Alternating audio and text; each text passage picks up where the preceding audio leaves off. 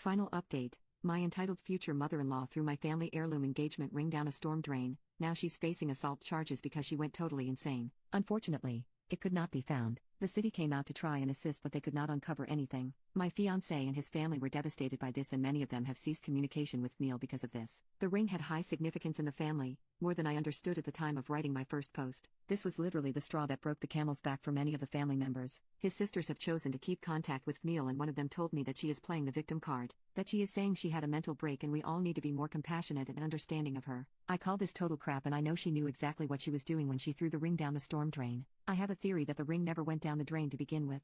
I think that maybe she hid the ring somewhere on herself and threw the box down the drain. I have no way to prove this, but I have expressed this concern to my fiancé and his family. It's a rather large house though and could be hidden anywhere. I don't think the ring will be found anytime soon if this is what happened. On a happier note, I am now engaged to my fiancé. My engagement ring does not have the same sentimental value as the other ring, but I love my new ring just the same. I am very happy to be engaged and I cannot wait to spend my life with my fiancé. My fiancé is in low contact now with his mother, but word has reached her that we are engaged. After she found out, she apparently refused to leave her room for 3 days. She refused to speak to anyone or eat any food. The drama of this woman is unbelievable to me. Soon after I was told about her condition, I started receiving a lot of strange emails and phone calls. I started getting phone calls from strange men, asking me to perform a variety of different sexual favors for them. Obviously, I was modified by this and immediately changed my phone number. I told my fiancé what had happened, and he thought that someone must be giving out my number to men they met by mistake. I didn't believe that, so I did a Google search of my phone number and found a few Craigslist ads written about me. The descriptions are just too similar to my appearance. They even mention my red hair.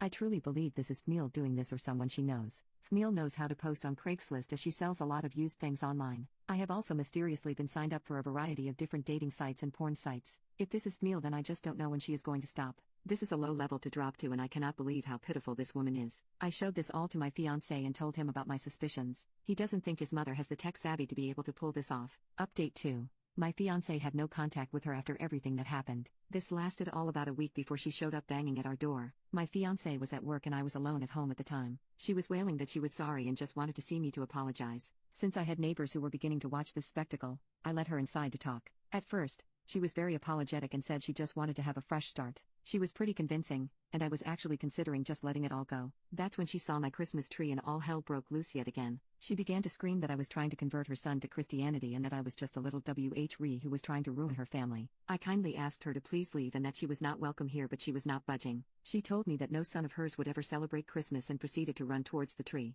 She began tearing off every ornament and throwing them, leaving them smashed on the floor. I have many childhood and family ornaments on my tree that are very precious to me. Several were smashed in her rampage. I had to grab her and physically drag her away. This ended with her punching me several times and biting me on my hand. I finally was able to throw her out the front door and grabbed my phone to call the police. She proceeded to scream like a banshee out front and call me every name in the book. The police arrived soon after, and just like that she completely stopped her fit and began to try and play the victim. She told the police that I was an intruder in her son's apartment and that I had attacked her. The police had arrived with an ambulance, which was promptly taken to because she was feeling faint and was in distress after my brutal assault on her. The police then came to interview me and I told them what had actually happened. I showed them the bite mark on my hand and the bruises that were beginning to form. My fiancé arrived at the scene and immediately came to my side. He confirmed to the officers that I do live there, and his mother is a nutcase. Seeing that her son was siding with me, sent her into yet another tantrum. The police asked me if I would like to place charges against Fmeal. I looked at my fiancé and I could tell that he was conflicted on what to do. I had to do what would make me feel safe in the end, and I decided to place charges.